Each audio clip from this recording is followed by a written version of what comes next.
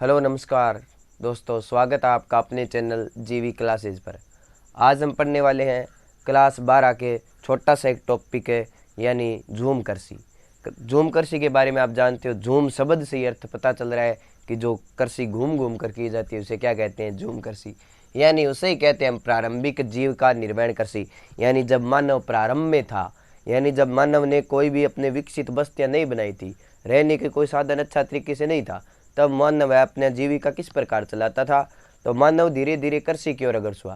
कहते हैं कि नवपाषाण काल में मानव ने कृषि करना प्रारंभ की। मानव की पहली स्थिति यायावर स्थिति रही है, यानी घुमक्कड़ प्रजाति का रहा है मानव।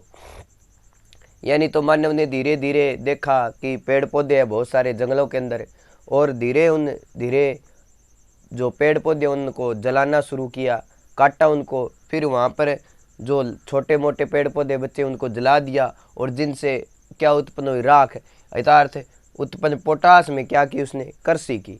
उसको पता चला कि हाँ हम अपने जीविका चला सकते हैं। तो धीरे धीरे मानव ने जिस प्रकार कृषि की, यानी वनों को साफ करके या जलाकर और उत्पन्न हुई जो पोटास या राख है उनके अंदर कृषि करना क्या कहलाता है, आपका जीविका निर्माण कृषि कहलाता है। इसी कृषि को हम कहते हैं झूम कृषि। अलग अलग क्षेत्रों में वैसे भी अलग अलग नाम से जानी जाती है। इसी कृषि को हम क्या कहते हैं, झूम कृषि, और इसी कृषि को कहते हैं स्थानांतरणशील कृषि। किस नाम से जाना जाता है, स्थानांतरणशील कृषि के नाम से भी जाना जाता है। ठीक है, इसमें क्या है कि वनों को साफ करके जलाकर राख उत्पन्न की जाती है, इसलिए इस कृषि को कहते हैं कतन दहन प्रणाली कृषि। क्या कहते हैं, कतन दहन प्रणाली कृषि। और दोस्तों इस कृषि को अलग अलग क्षेत्रों में अलग अलग नाम से जाना जाता है। जिस प्रकार हम बात करें कि उत्तरी पूर्वी राज्यों में इस कृषि को कहते हैं झूम कृषि। किस नाम से जाना जाता है, झूम कृषि सॉरी। और छत्तीसगढ़ और अंडमान निकोबार द्वीप समूह में इसे दिप्पा कहते हैं। क्या कहते हैं, दिप्पा। और अमेरिका और मैक्सिमो में इसे जाना जाता है मिल्पा के नाम से। किस नाम से जाना जाता है, मिल्पा के नाम से जाना जाता है। वेनेजुएला में इसे रोका के नाम से जाना जाता है। वियतनाम में इसे रे कहते हैं। इंडोनेशिया में इसे लद्दाख कहते हैं। यानी अलग अलग क्षेत्रों में अलग अलग नाम से जानी जाती है ये। उसके बाद अगर मित्रों बात करें हम भारत में, तो भारत में मध्य प्रदेश में इसे बेब्बर कहते हैं। क्या कहते हैं, बेब्बर। आंध्र प्रदेश में इसे पोंडू के नाम से जाना जाता है। उड़ीसा में इसे री कौनसिरी कुमारी कहते हैं। और राजस्थान में वालराया वाल्ट्रा के नाम से जाना जाता है। और हिमालय क्षेत्र आपका खिल के नाम से जाना जाता है। ये थी हमारी मित्रों प्रारंभिक जीविका निर्माण कृषि। यानी इस कृषि से आपका 10वीं क्लास में 4 नंबर का क्वेश्चन आता है। कैसा क्वेश्चन आता है, 4 नंबर का क्वेश्चन आता है। और इसमें आगे 2 भागों में बांट सकते हैं हम। एक होती है आपकी गेहूं निर्माण कृषि,